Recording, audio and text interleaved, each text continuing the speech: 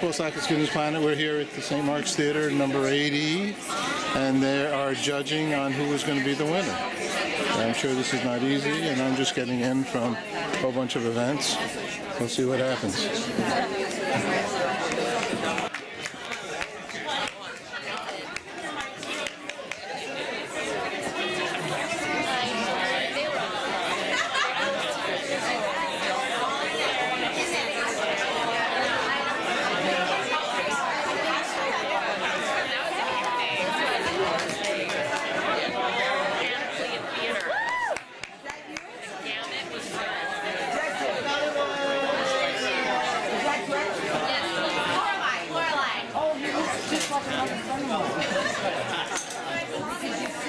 We met them one day at the... I know, but that was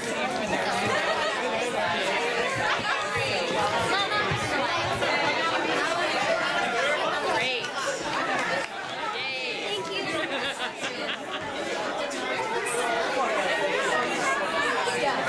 Yeah, Jumper!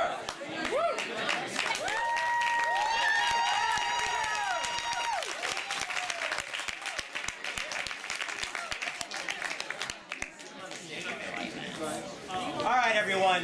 I think it goes without saying, this was incredibly difficult. What we did was we broke it down into like a little rubric of scores, like quality of writing, development possibilities for the writer, development possibilities for the show, character development. I mean, we really took some detail on this. And then what we did was we kind of saw, you know, different categories were prominent, and we went with a few. We started talking about each of them. But I just want to take a second, because when we're doing this, one of the panelists made a very strong comment, and I want to repeat it to all of you guys.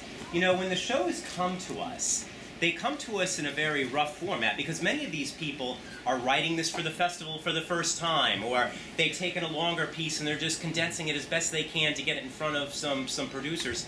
And that's true, and what the great thing I think about this project is the way we work it, round 1, round 2, round 3, and before they even go to round 1, I annoy these people with notes. I talk to them about fireproofing anything. By the way, have you noticed this theater? We could light up shit and no one would.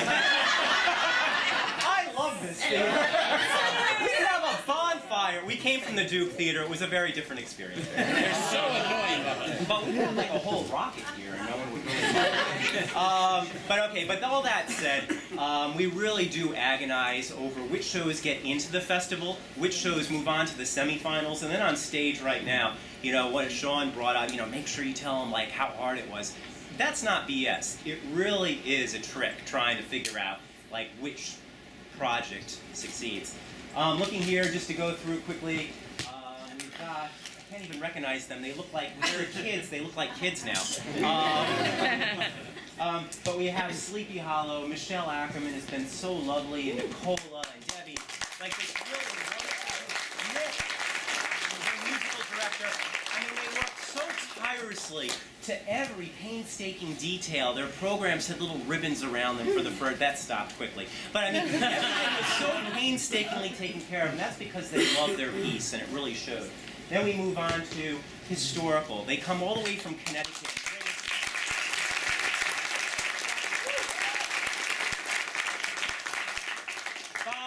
And Alan Mason, every detail. I made jokes in the first round, and I think they took it a little too seriously, but it's true, so I'll say it again. They were calling it like 4 times a day. All right, 4 times. It's out of love, and I know they care for me deeply. But every little, and they had such a knack for noticing the details and making sure their piece was everything that it could be, and they took full advantage of this, and I love them for it. So historical, everybody.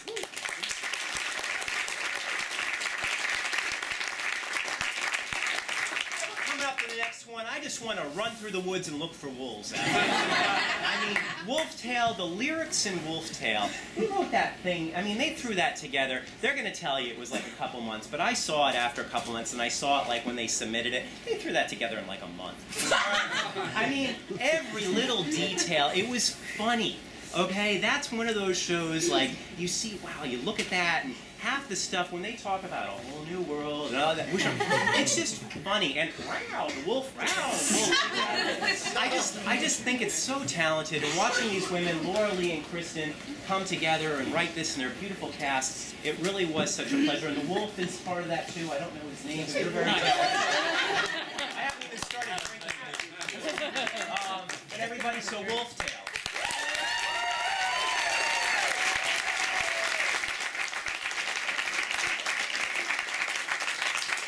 Next show coming up, I don't know why they're called Coward, because they're not afraid of nothing. I mean, they are just...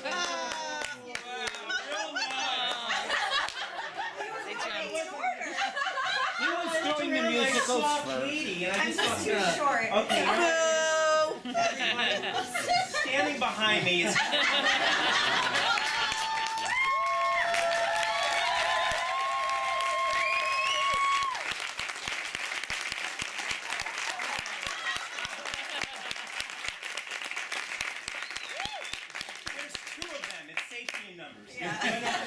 You know what's great about this? These guys put this together. They formed an entire production company around this show. They've been working it for years. It brought, I'm allowed to share little things, I think. Yeah. It brought the two of them together. They're a couple. And I love the fact, you know, one of the great things when you have people who just get along, you get a great synergy and a great energy.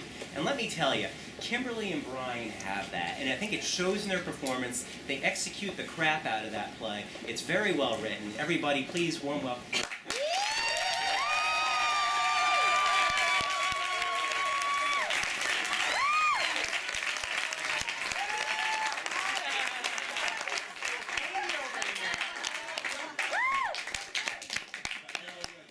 It really is, but everything else I said was accurate. We won't Can you do it again? I'm Make still it a right little this time? nervous. All right. We'll take credit. Yeah, no, it's just so well done. They execute the crap out of it, and I just really have a lot of respect for them. Seriously. Thank you. Jokes aside.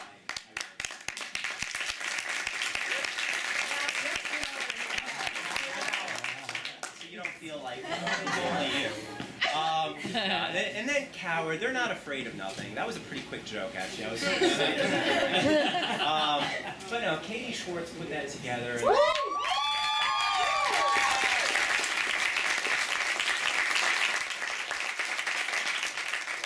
And their cast is just so energetic, and they come together, and it's a wonderful ensemble. And I just think that makes it so much fun to watch, because every time I find something different funny.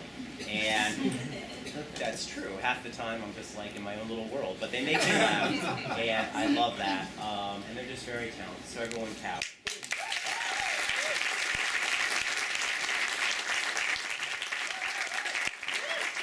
And then coming off the evening, this is a great group. You know, they have another show under the belt. I heard the cast album for it. It was actually produced by one of our panelists, Dan, over at Broadway Records. And I said to myself, when I first heard the music for Divine New York, as a panel, several of us heard the music, and we were like, wow, that's really got something catchy to it. And as we watched the show develop, like stage to stage to stage, what David said, it's written by the way, David Bell, Evan McCormick, and Andrew Bial. You know, they talked about adding a scene for the final round. What you guys don't know is, as a panel, over the course of the entire, month or 5 weeks or 6 weeks, we always give, there's usually between 4 and 8 panelists at every performance, and we give extensive notes, and sometimes, like, the shows take the notes. And watching this show develop and grow, it's been such a privilege, because you know there's something there. Like, they've got it, and it's so much talent in one little ball.